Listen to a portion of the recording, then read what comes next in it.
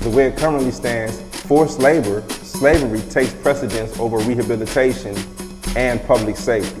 Oh, by the way, while the Biden administration gives reparations to everyone but freed people, look at the billions he has run over to Ukraine. We don't have black grocery stores because if you think about it now, just to get in that supply chain, it's almost unheard of. They don't want the truth to get out. Okay? I don't want to know what my family did or what all these people did and all this stuff like that. Okay? You read that 500-page report. There's this thing called white superiority and black inferiority. That mindset allows all of the behaviors that we've seen across generations. I had no idea that church I was running by every day was something my grandfather established. This is not a handout. This is a debt that is owed. You know, Allensworth was like the internet of his time in 1904, 1905. The total black population in California is about 2.6 million, and then of that, the descendants compose about 2.2 million of that. So California, with a multi-billion-dollar surplus, can absolutely afford to satisfy the international terms for reparations, beginning with compensation. Any financial obstacle that exists that impedes the success of increasing financial prosperity needs to be dealt with and eliminated. No matter where we've been, no matter what part of this fight we've been in, we've been harmed, and we've had harm done to us specifically. When I got to Los Angeles, this was some of the worst segregation I'd ever seen. And remember, I'm telling you, I'm from Mississippi. Because as you can see, I'm giving you broken history right now, you know? But I had to give it to you guys today. I said, no, I got to show them this because it's so precious and nobody really knows about it. Overnight, it's like, oh, it's no longer the quarters, now it's Lincoln Heights. Oh, so now we get to use Abraham Lincoln for our name. And you think about all the other people that they could have used, but they picked Lincoln. And I think that's sort of a stereotypical of what they do. There wasn't any black restaurants. As far as black business and weed, it wasn't none. Black people don't have that kind of luxury. Our historically black communities have been redistricted multiple times. Why has it been easier for other groups than us? Because of anti-black hatred. Now listen, if you can't handle the TR rules, don't tune in.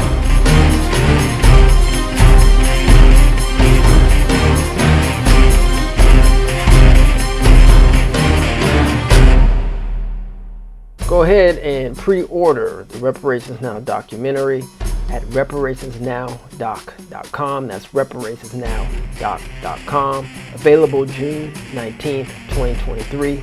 Happy Juneteenth.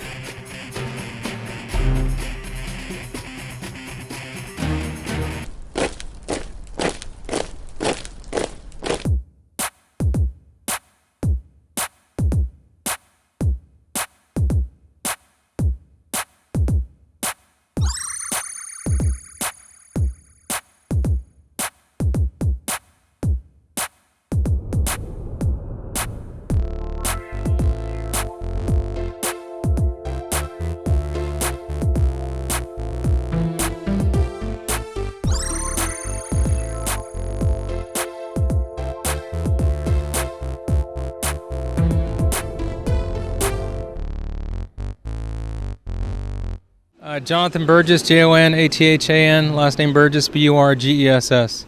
Yeah, no, I'm fifth generation California that I know of, descendant of Rufus Burgess. Got brought to California as a slave. Families here during the gold rush, pioneers of California. If you look at the book Negro Trailblazers, the only man listed for the town of Columbus is my great-grandfather. So I'm here. Some people say reparationist, but I'm an activist for our people and transparency, which is why I'm here having a conversation with you today. All right, cool. Oh yeah, by the way, man, you're also in our documentary Reparations Now, which is coming out soon to the people. Don't want to give out too much. I'll say Juneteenth-ish, but yeah, it's going to be coming out. So definitely appreciate, man, your effort in our documentary as well. So let's get to it, brother. Sure. Because I know we need to get to it. Yeah. So actually you arrived a little later, and I think Kim picked it up. But can you explain from your position and situation what's going on with the NAACP right now? Yeah, the NAACP, like every organization, I started my comments with saying that, Task Force member Tamaki stated in his Black and Jewish Coalition that every organization had a hand in the demise of descendants of slaves or those blacks that were here in California prior to 1900. That does not release the NAACP. What I simply wanted was acknowledgement and potentially an apology from not just the local Sacramento branch, but the national chapter, so that we can move forward in unity. And understanding that the NAACP is an institution, so I'm not blaming one particular person. But when we as a people work for organizations that have harmed our people and we're unwilling to acknowledge it, we're part of the problem. All right, so, I mean, what is one of your solutions that could possibly, is it just an apology or is there anything else outside of? Well, I mean, the first solution is acknowledgement, so with an apology. Secondly, something specific, for, pioneer descendants, maybe my grandchildren one day, that were pioneers of this region. I just haven't seen that, from the NAACP specifically, if I'm talking specifics, to what happened to those pioneer families in Coloma when the NAACP began selling land in the 70s and 80s to all white families. So that's the harm that I'm talking about specifically that helped set black people back. And acknowledgement for that, the money that they received because it was black land before it was taken, seems like there should be something more. Apology at the least, since the state of California is looking to issue an apology. I mean, Gavin Newsom's going to apologize for something that he had nothing to do. In fact, he wasn't even born in 1850. So I don't see a problem with today's president of the NAACP, whether it be local or national, issuing an apology to those of us that descend from chattel slavery and those of us that were pioneers of this region that were harmed from some horrible people within their institution. I'm not saying the institution as a whole is a bad thing. I'm saying just like the state of California, there were bad people in the institution. And there were bad people within the NAACP that did bad things that hurt black people collectively. And my issue is members and leaders today still fail to acknowledge that. That's my issue. Okay. One or two quick questions. I'll let you get out of here, brother. So I asked this question, I interviewed a sister named Tamaya in Stockton. And I asked her, because we have the report coming up, the final report coming up. So with the final report coming up, one, I just got to keep it real. Do you think black descendants are going to get reparations? I'll just ask that first question. Black descendants will get reparations. All right. Absolutely. Got that. And two, how long do you think, or from your understanding, will it take for them to actually write this legislation? From my understanding, that legislation shouldn't take we should have legislation by February, according to the conversation that Chris had. Legislation should already be written if we got that task force was made up of attorneys, highly educational scholars.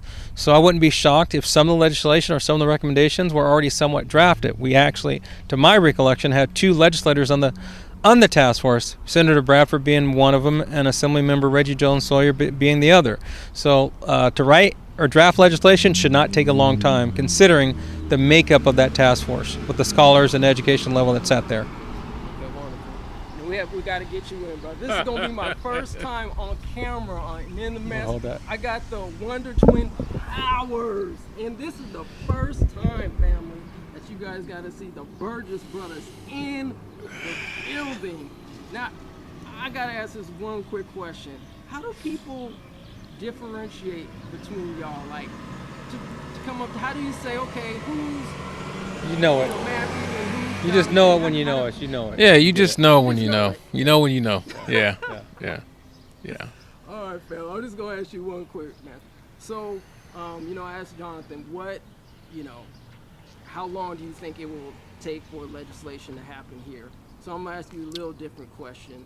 Once we receive, reparations, what do you think that looks like for the black descendant community? Once we receive reparations, specifically here in California. Specifically it looks like a day of celebration because it's something that's never been done. and specifically for black community, of course, I believe it's going to be cash payments of some sort. There's also going to be housing, and then you're going to have education and those things that are specifically. But really what I'd like to see is just similar to what the Indians have, right? Where we're able to build, whether it's our casinos or teams or whatever we want to do, and have,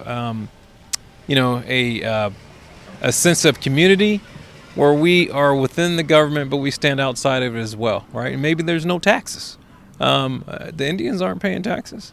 And so the last time I checked, for all the labor that we did, I mean, that's something that definitely should be in the package, and I look forward to seeing it. So, yeah. Okay.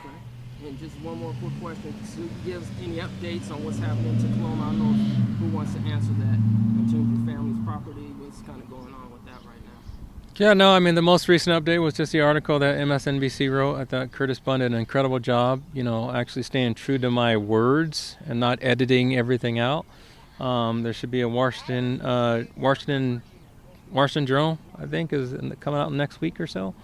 So yeah, that's just run its course, and we're waiting on Gavin or the president, and potentially the NAACP, since all the documents are there.